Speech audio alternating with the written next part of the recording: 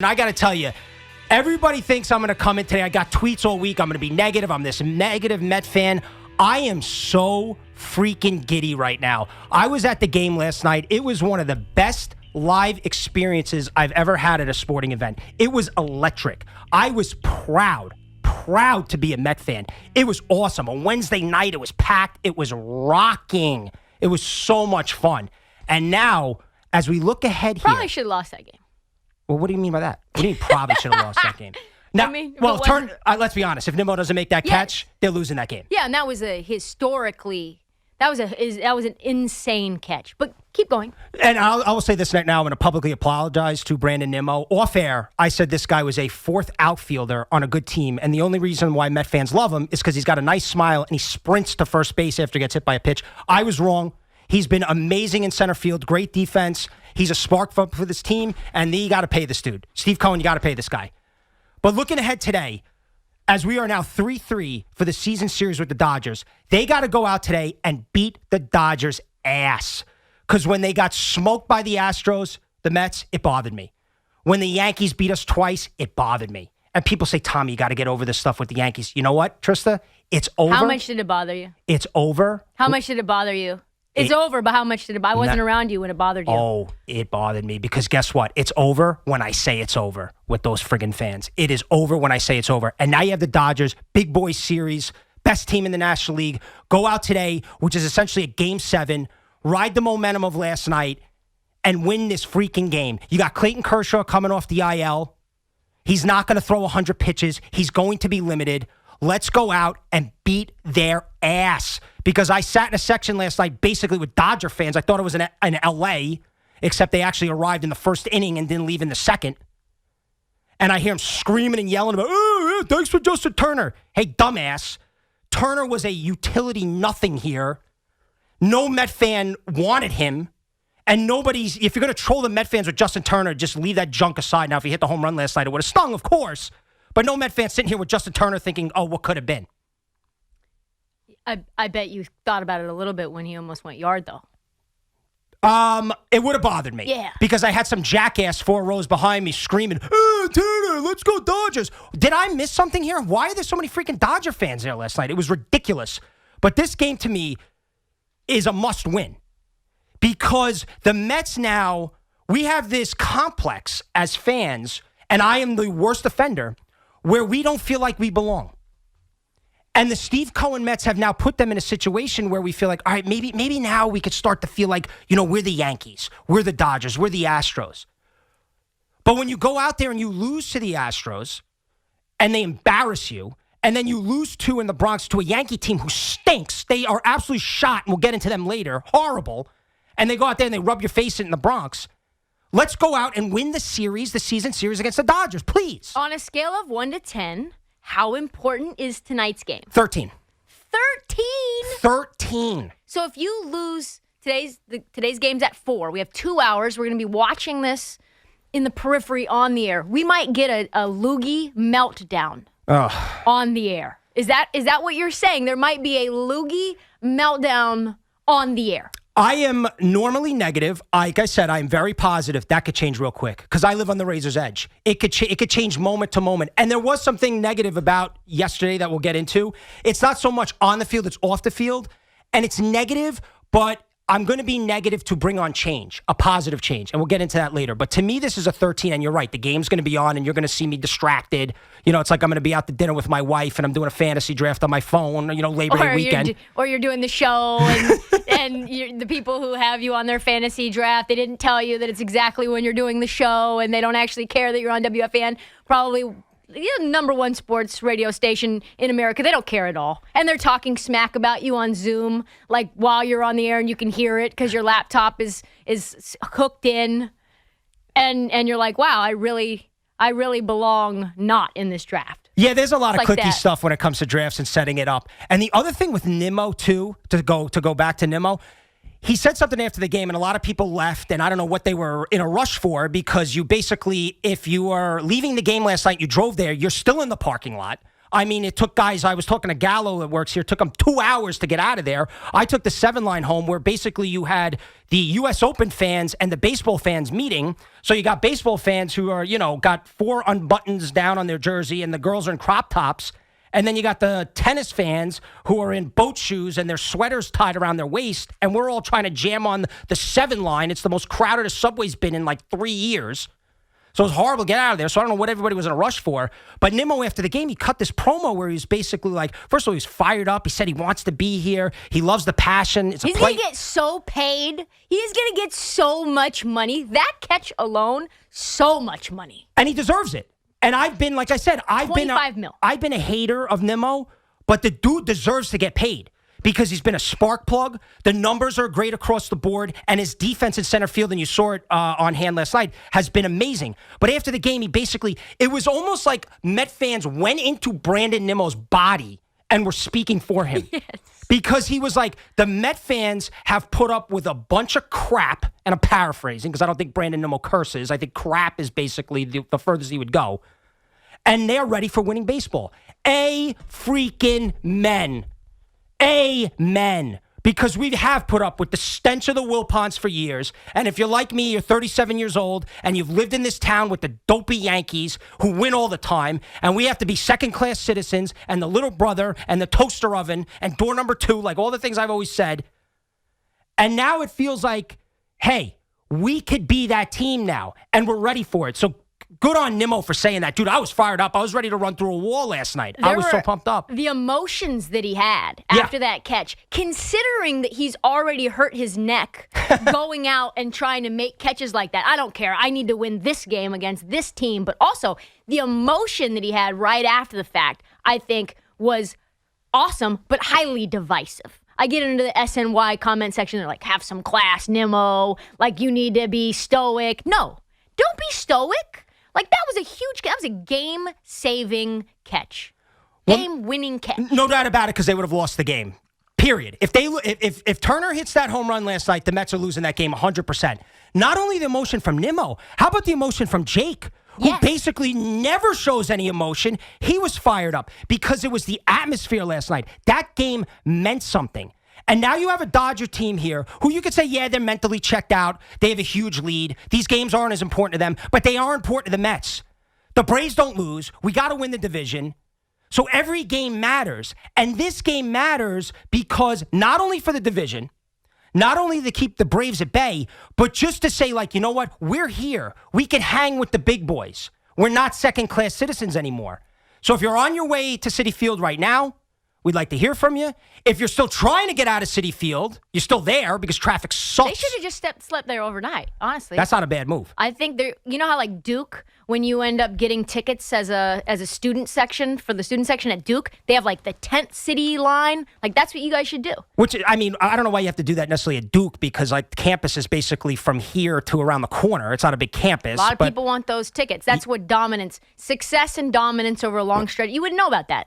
But success and dominance over a long stretch of time, people will camp out for tickets. I wouldn't know anything about that, but I would say I hate the Yankees, and then Duke is like a couple under your Cowboys are certainly on that list. But yeah, if you're heading out to the game today too, and you're pumped up, we want to hear from you as well, because to me, the excitement is in the air right now for the Mets. And I felt proud to be a Met fan. I felt that way Saturday on Old Timers Day, and I felt that last night. And it could change. It could change in 5 hours. It could absolutely change. And that's baseball. That's the roller coaster, right? That's what we live with here. Yes. And when you're nuts like I am, and I'll admit that, and I have issues a mile long, and we'll get into them over the next 2 days. We're filling in for Craig and Evan. I'm just like out of my mind with this stuff. But that's what makes it fun, for me at least. That's what makes it fun. And today feels like I'm normally not a rah-rah guy, but it feels like a rah-rah day. So if you were there last night, you felt it like I did, give us a call. For sure, but this is the game the Mets need to have in order to solidify themselves as a big-time team in baseball. It matters. It does. It really, really matters because the Dodgers, to me, especially in the National League, but you could say it across baseball, certainly the Astros, the Yankees are always going to be there because of the Yankees. They are the gold standard. It's time to show that they can play with the big boys. So the question that I have then is what happens if and when they lose tonight in a dramatic fashion, given the fact that middle relief is sort of suspect. Obviously, Bassett's been up and down and gave up, 4 runs to the Rockies last start. So that's a big fear for me. So can we talk you off the ledge if they do lose tonight? No. So tomorrow will be bad. I will be a whiny, annoying Met fan tomorrow. It's just a game, Tommy. It's not just a game. One game. No, it's personal. It's not just a game because now we're at a situation where I feel like, all right, now I'm expecting this team to win. And one other little diversion here real quick. The trumpet thing, I love it. I love the music. You know me, anybody that knows me, I love EDM. I love the song. It was a great moment last night. This trumpet thing feels like something that will come back and bite the Mets. Now you say, well, what do you mean by that? This is ammunition for Yankee fans, for fans of other teams to be like, oh, that dopey trumpet. Oh, that dopey when Diaz blows a save in a big game, that trumpet. I'm not saying don't embrace it. It's a great entrance. I love it. It's awesome. It's pumped up. It's great. If he would have lost the save last night with the trumpet. Oh, my God. That guy would have to be. Well, first of all, trumpet's been there for like 2 days. The guy's probably going to be there today. He was playing like happy birthday to somebody on his trumpet last night as I'm trying to leave the game. I mean, the guy basically, like you said, guys in tents at Duke. Timmy Trumpet basically bought an apartment next to Citi Field. You can't get rid of the guy. I mean, he's taking his, he's a famous guy already. I get that. But he's getting his, 15 minutes of fame here with Diaz. But that just feels like something that will come back to bite them, no doubt about it. Lines are hopping, Tommy. All right. Let's, oh boy, here we go. Oh, Joe is concerned about the Mets offense. I don't blame him. Joe, here we go. Joe, you're on a fan. What's up? What's up, bro? What's going on? You tell me, Joe. And sis. I'm always negative, bro. If you know me, come on. I'm a disciple of Joe Beningo. But here's the deal, bro. Look, great win last night. Great atmosphere. It was a playoff kind of win, where your starter goes 7 or 8, you go right to your closer, end the game. I'm worried about this offense, and it's not just last night. It's the Rockies series. I mean, the last game, the Yankee series, 2 runs. Before 2 runs. I mean, Pete's got into a big-time slump. I mean, no one's really talking about a huge slump as far as power is concerned. Lindor was 0 for 20. He could finally yesterday got a couple singles. He's not hitting. I mean, where's Cespedes? He's not here. He's not walking through that door. We don't have anyone who could carry us for 6 weeks like Cespedes did in 2015. It has to be a collective effort. And let's be honest, Vogelback, Ruff, and Naquin now won't come back to earth. I mean, they're awful. I mean, all 3 of them, you could have all 3 of them. I could care less. Because, I mean, right now, Vogelback looks horrible up there. He's so passive. And he's obviously hurt, and he's slow, and if he hits the ball on the ground, he basically has a piano on his back, and he can't get there, and he's bad from that perspective. Joe, I hear you, and the offense has been an issue, and they haven't been able to score enough runs. I'd like to see like a 9-1 win today. I'd like to see them pound Kershaw and the Dodgers, no doubt about it. The offense does give me worries, for sure. They need to score more runs, especially when they play these big-time teams. But, yeah, TK, it's been an issue for sure. Yeah, I think catcher for me is the biggest issue. McCann sucks. Right. McCann, it was kind of like I wouldn't call it a blessing in disguise when he went down. I was like, oh, well, I don't have to worry about him. It's just Nito out there. And then Nito went down as well. To me, it was like, you have to get Willie Contreras. Like, to me, you have to. I don't care about how much the chemistry changes, and you need to acclimate them, and there's a pitcher-catcher connection, but, put him at DH then and work him in. And in the offseason, now you've got him as your primary catcher moving forward. It's been a great year, but the Mets failed their fans at the trade deadline. They did. They sold you on, hey, we're going to do whatever it takes to win, and they didn't at the trade deadline. They didn't improve enough.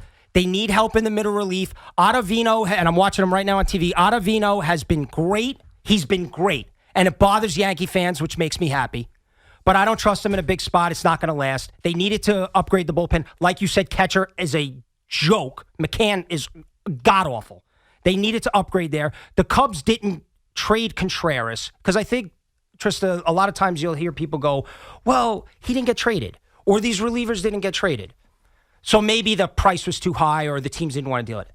The guy who's schlepping a Citi Field, sitting in a subway, sweating his ass off, putting his life in his own hands, basically going to these games, doesn't give a rat's ass about that stuff. They don't care. Get the deal done. So I'm not going to sit here and be like, well, they wanted this prospect and the ninth prospect. And the Cubs are getting nothing for him. He's going to walk now. Correct. So there was a threshold where a deal would get done because at the end of the day, you're either going to get nothing for him or you're going to get something for him. And at the same point, you say, okay, well then can we now call into question Epler as a deal maker?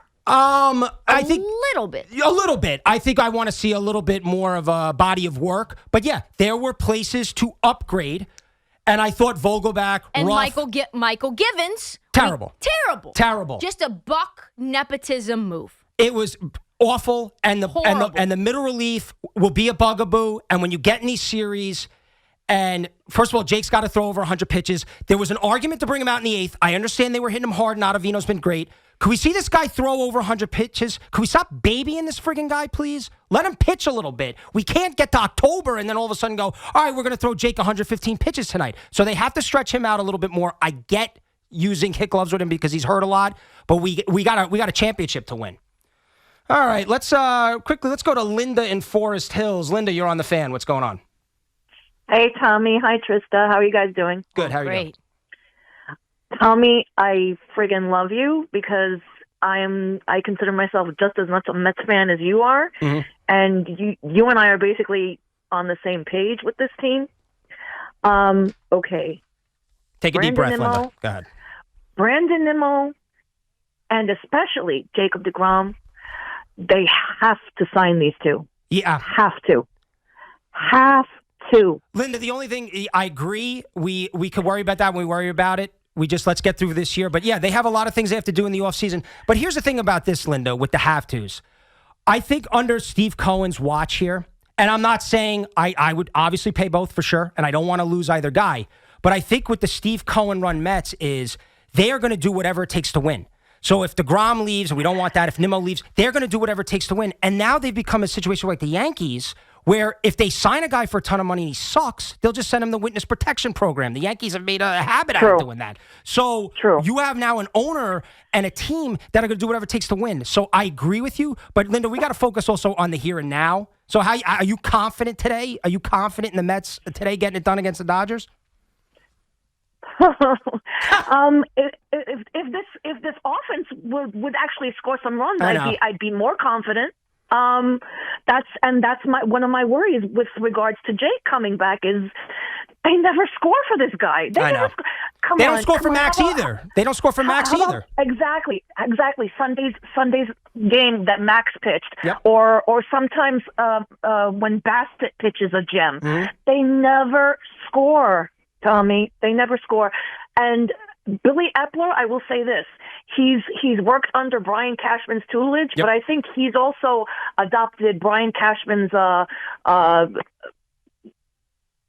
attitude that, he's the smartest guy in the room and he can just pick up whatever guy he can off the scrap heap. No accountability, Linda. These guys have no accountability. Exactly. This was the trade deadline for the Mets was a massive fail. They needed to upgrade because they're a win now team. They needed to upgrade, and they failed.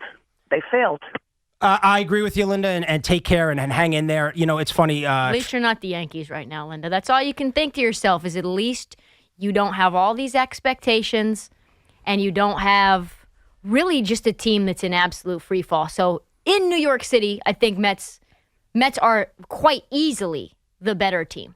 Quite easily, from top to bottom. I'm sorry to say it. I know that that's freaking you out. I know you might think it's bad juju, but quite easily the better team. I heard Jerry and Sal talking about the sports gods. I believe in the sports gods. I'm not going to say whether I agree with you. I do. But I don't want to put it in the atmosphere because I know it'll come back to haunt me. I'm such a mush, too. It'll be like, the Yankees go on like a 10-game win streak. Yeah, and the Mets go right in the tank, and I'm sick and throwing up after the segment. I'll say this. After the game last night, I was in the city. I was getting food, and there were, Met fans there, and I had some Met gear on. They had Met gear on, and we were chatting it up, and, they were at the game, were excited. This is great. Diaz, Jake, Nimmo. Excitement is back. A Wednesday night, it was packed. It was like playoff baseball. And we're all done, high-fiving, bro, yeah. And at the very end, right before one of the guys leave, he goes, and this sums up Met fans. He goes, hopefully they keep it up. Yep. And that's Met fans. Hopefully they keep it up. There's still that even off of a great win against the Dodgers and things are rocking and rolling, you still feel like, Hopefully they keep it up. And that's the sickness of being a Met fan. Well, yeah, I mean, and you just couldn't score last night. Even when you win, you start picking apart and dissecting all of the ways that the flaws of the team are going to come back and bite you. And both teams, Yankees and Mets, have very interestingly similar flaws. You know, obviously issues with power, issues with pitching. Now we've got issues. At least Mets have a good, reliable closer if the trumpet guy doesn't mush him. Yeah, let me get to Norman real quick because he's not happy with me. Norman's in Long Branch, New Jersey. Norman, you're on the Fan. You guys are ridiculous. Go. I got to tell you the truth. I mean, I've never heard. You know you're ridiculous, but it's like almost unlistenable what you're doing. What am I doing? They're 83 and 40. They're 83 and 48. Okay. You can't say they never score. They've scored more than the other team 83 times. Norman, they've had issues scoring runs, dude. Most wins in baseball. Okay. All right, great. The guy, Diaz pitched a perfect ninth inning last night. He was not affected at all. Well, that's two different things. Not do the trumpets to give Yankee fans ammunition. I've never missed Craig Carton and Evan Roberts more than this week. Well, then go tell them that. I'm sure they'll love to hear that. Today, it's unlistenable. Okay, Norman, but yet you're listening. Thanks, bro. Shut. I mean, honestly, dude, they're not scoring runs. So I love this is now. You have Trysta. You'll hear this. The Met fans that are defensive. How dare you attack this team? How dare you say anything negative, bro? What are you talking about? We have to be fair on the radio. We're fans, but you have to be fair. We can't just be rah-rah and say everything's perfect. And I just told you that it was one of the best games I've ever been to live last night. But they have issues in the bullpen. They have issues offensively. This is just facts. I think we've got casuals calling in, Tommy. I think he's a casual fan. You think so? Yeah, because he doesn't have the emotional fortitude that you do, and he doesn't have the when's the shoe gonna drop vibe that you do. And listen, I'm an agnostic fan. I am not a Mets fan. I'm not a Yankees fan. I am like the Lorax. I speak for the fans because they have no tongues. The true fans, not the casual fans like, we don't care. We want as many regular season wins as possible. The goal is to win the whole damn thing. And you as a Mets fan and Yankees fans equally want to win it all, not to just win the division or, you know, go to the World Series or go to the playoffs or lose to the Braves and take second place in the NL East, right? Like, it's to win the whole thing. Yep. 877-337-6666. Tommy and Trysta. I kind of like that he called us unlistenable. Oh, I know. I just like that. Just really, I actually love that. Oh, it's the best. Well, you're listening, number one. Number two, dude, You think he's still listening? Of course. He's playing it back right now. He's tweeting at Craig and Evan. These guys suck. I can't wait to come back on Tuesday. Whatever, dude. I mean, if you don't like it, there's an old phrase, you don't like it, lump it. They haven't scored runs. Linda just called up and just said it. You heard it all day, everyone talking about that. They're not scoring runs. I'm not making this up. And I don't want to hear about the 80-something plus wins. How many albums did Frank Sinatra sell last year? I don't give a crap about that. I care about what's going on right now. I don't need you to read me the resume.